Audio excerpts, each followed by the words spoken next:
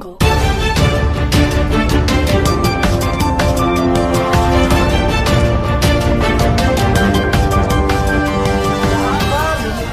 दूसरी बात मैं एक बात कहना चाहता हूं, गद्दार और ईमानदार के बीच में ये लड़ाई हो रहा है। तो एक तरफ अशोक चव्हाण गद्दार है, उनको कांग्रेस पार्टी ने मुख्यमंत्री बनाया, उनके पिताजी को कांग्रेस पार्टी ने मुख्यमंत्री बनाया, मगर कांग्रेस पार्टी के बीच में वो चूरा भोग कर आज कांग्रेस पार्टी वो बीजेपी में चला गया। इसीलिए गद्दारों को सबक सिखाना है।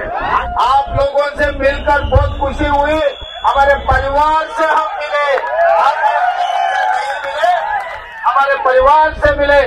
हमारे परिवार से एक ही गुजारिश है मेरा, इस बार इस चुनाव में कांग्रेस उम्मीदवारों को, निवृत्ति कामदेव जी को और रविंद्र चव्हाण जी को आप जिताना है, क्योंकि कांग्रेस।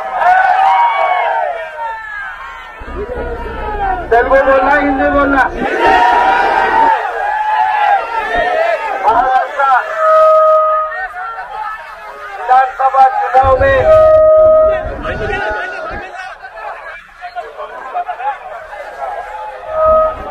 ऐसा ही लोकसभा चुनाव में इस बार कांग्रेस पार्टी के उम्मीदवारों को नांदेड़ लोकसभा में रविंद्र चव्हाण और बेंगलुरु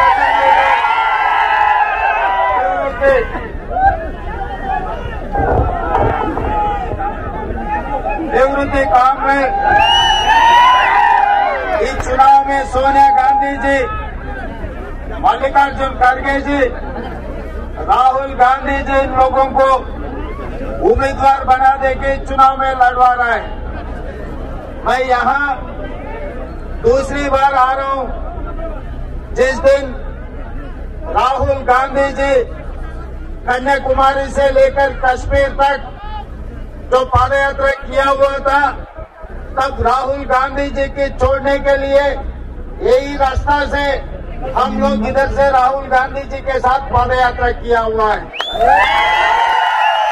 राहुल गांधी जी के पदयात्रा के बाद तेलंगाना में कांग्रेस की सरकार बनाए। आज तेलंगाना में जो कांग्रेस सरकार है, 6 गारंटी गरीब लोगों को दिया हुआ है। 6 गारंटी, क्योंकि मैं कहीं दूर से नहीं आया, मैं उत्तर प्रदेश, मध्य प्रदेश नहीं तो राजस्थान से नहीं आया, मैं आया हूँ आपके पड़ोसी राज्य से इधर आया हूँ। जब निजाम के सरकार थे, निजाम सरकार के बाद आजाद मिलने के बाद भी हम लोग एक थे। मैं आपके जुड़वा भाई हूँ, मैं कोई बाहर वाला नहीं हूँ। तो अपने को 3 हिस्सा में बांटे, एक हिस्सा महाराष्ट्र में दिए, दूसरी हिस्सा कर्नाटक में गए, तीसरी हिस्सा आज तेलंगाना में तेलंगाना राज्य बनकर है। इसीलिए आप लोगों से मिलकर बहुत खुशी हुई, हमारे परिवार से हम मिले,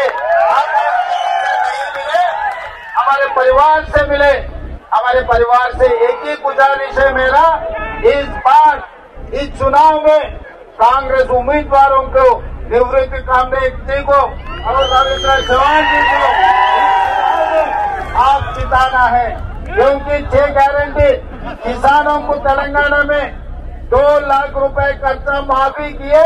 25 दिन में हम लोग 18,000 करोड़ रुपए किसानों के खाता में डाला। आपका कोई रिश्तेदार रहा तो आप फोन करके पता कर ले सकता है। और दान के लिए 500 रुपए उत्तम जी आई है, उत्तम जी मंत्री है, उनके नेतृत्व में दान को 500 रुपए आज बोनस दे रहा है। एमएसपी के साथ साथ 500 रुपए बोनस दे रहा है। कम से कम 1 करोड़ किसानों को ये फायदा मिल रहा है। और महिलाओं को आरटीसी में माँ के घर पे जाना या नहीं तो मंदिर में दर्शन करना है तो किसी को महिलाओं को एक पैसे का जरूरी नहीं है, क्योंकि बस में तेलंगाना राज्य में कोने कोने पे आप लोग मुफ्त में ट्रैवल कर सकते, बस चढ़ सकता है, जहां मनमानी से उतर सकता है। और गरीब लोगों को भी 200 यूनिट बिजली मुफ्त में दे रहा है। ये सब सारे इसीलिए हो रहा है कांग्रेस के सरकार बने, कांग्रेस सरकार बनने की वजह से गरीब लोगों के लिए भला मिल रहा है। इसीलिए आज इतने युवता और इतने महिलाओं ने इधर हाजिर हुए। इस बार इस असेंबली में और लोकसभा में, विधानसभा और लोकसभा, आप कांग्रेस पार्टी उम्मीदवारों को इस बार जिता दो। आप लोगों को ये 5 गारंटी मिलने वाले हैं। और सोयाबीन के किसान लोग बहुत सारे हैं। सोयाबीन सरकार खरीदने वाले 7,000 रुपए क्विंटल आपको सोयाबीन खरीदने वाले हैं। इसीलिए आप लोगों का एक ही गुजारिश है, मुझे आगे बहुत दूर जाना है और 7-8 मीटिंग है। चुनाव जीतने के बाद दोबारा मैं इधर आऊंगा, सबसे मिलूंगा। जितने भी मेरे से सेल्फी फोटो लेना चाहता है सबसे मैं दूंगा। आज चुनाव में अच्छा मेहनत करो, कांग्रेस पार्टी को जिताओ, फिर दोबारा हम आएंगे। कांग्रेस राज्य में, कांग्रेस सरकार में गरीब लोगों का भला हो जाएंगे।